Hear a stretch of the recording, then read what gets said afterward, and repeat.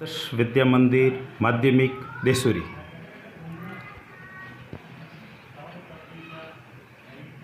भैया बहनों, आज हम कर्सिव हैंडराइटिंग के रूप में सीखेंगे कर्सी कैसे लिखते हैं।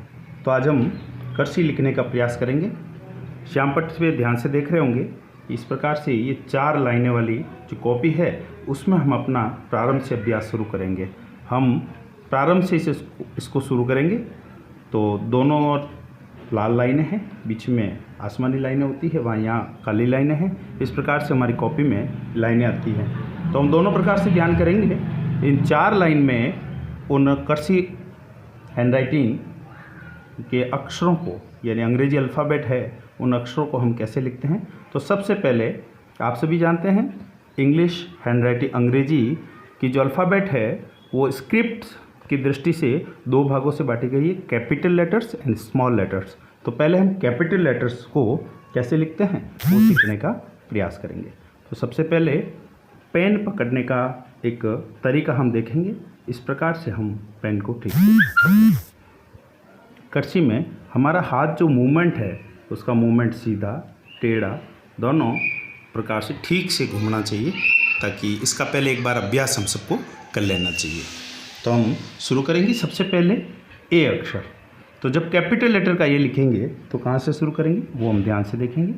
तो ये जो तीसरी लाइन है, पहली लाइन, दूसरी लाइन और ये तीसरी लाइन के ठीक थोड़ा सा ऊपर यहाँ अपने को पेन रखना है। आप देखेंगे सबसे पहले हमें पेन कहाँ रखना है, तो यहाँ हमको पेन रखना है।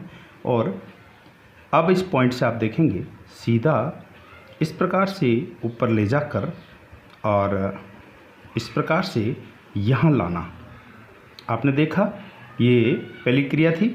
इस बिंदु से किस प्रकार से ये बिंदु यहाँ पेन रखा, फिर नीचे आकर सीधा बिना हाथ उठाए सीधा ऊपर जाना, सीधा यहाँ आना, यहाँ से फिर ऊपर जाकर और धीरे धीरे इस प्रकार से घुमाकर इसको पुनः यहाँ काट कर ये जो पूंछ होती है इसको यहाँ लाकर छोड़ना। ये बन गया हमारा ए।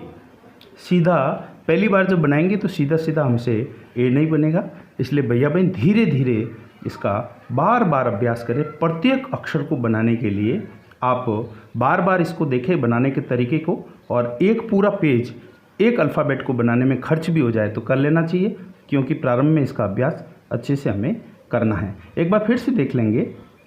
हम इस तीसरी पंक्ति के ठीक थोड़ा सा ऊपर यहाँ अपना पेन रखेंगे, इसको धीरे से सीधा ऊपर ले जाएंगे 1 नंबर पे, फिर इसको तीसरे नंबर पे लाएंगे, फिर हम इसको बैक ले जाएंगे और इस दूसरी नंबर वाली पंक्ति से इस तरह से घुमाकर इसकी पूंछ को यहाँ लाकर छोड़ेंगे। ये हो गया हमारा ए। इसी प्रकार से हम कैपिटल लेटर का बी लिखेंगे। BBC कुछ इसी प्रकार का है, बहुत सरल है। बस पॉइंट का ध्यान रखना, शुरुआत कहाँ से होनी चाहिए। तो बी के लिए हम पहली पंक्ति से शुरुआत करेंगे।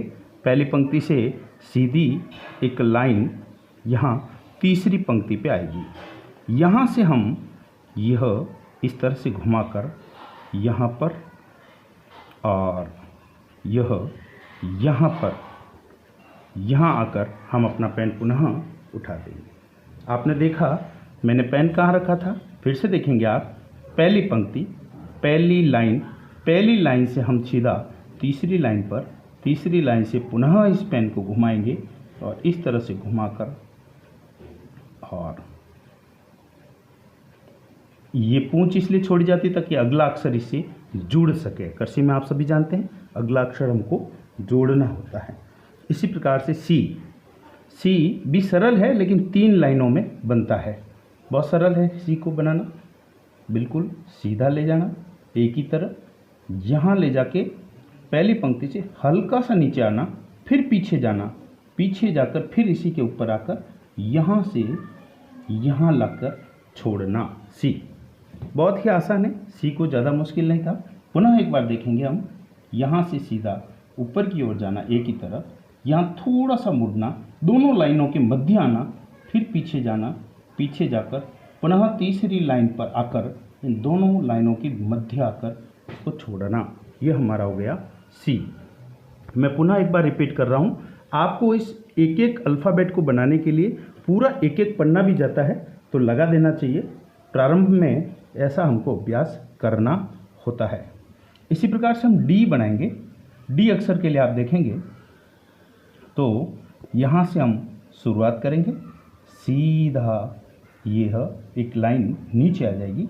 यहाँ से हल्की सी छोटी सी गांठ बांधेंगे, बहुत छोटी, बड़ी नहीं बांधनी है, छोटी गांठ बांधनी है ताकि ज़्यादा दिखे नहीं। और इसको घुमाकर इस लाइन पर जाकर हल्का सा हमको इस प्रकार से यहाँ लाकर ये पूंछ पुनः छोड़नी। आप सभी जानते हैं पूंछ क्यों छोड़ना है। अगला अक्षर जब भी हम बनाते हैं, जब स्पेलिंग लिखते हैं तो अगला जो अल्फ़ाबेट है वो इससे जुड़ जाता है। पुनः एक बार देखेंगे बनाने के लिए है, ये लाइन हमने ली पहले से तीसरी तक, फिर इसको यहाँ मोड़ा और फिर हमने इस प्रकार से किया तो यह हमारा डी बन गया। इसी प्रकार से अगले अक्षर पर जाते हैं ई। ई भी बहुत सरल है। ई दूसरी पंक्ति से शुरू करना है, दूसरी लाइन से ऊपर की ओर जाएंगे और इसी प्रकार से यहाँ और नीचे आकर यहाँ से गांठ बांधकर अगला अक्षर हम लिखना शुरू करेंगे, प्रारंभ करेंगे। पुनः आप देखना दूसरी लाइन से पहली लाइन तो फिर दूसरी लाइन इस तरह से होना और अंतिम लाइन से इस तरह से गांठ बांधकर हम अगला अक्षर प्रारंभ कर सकते हैं। ये ई है।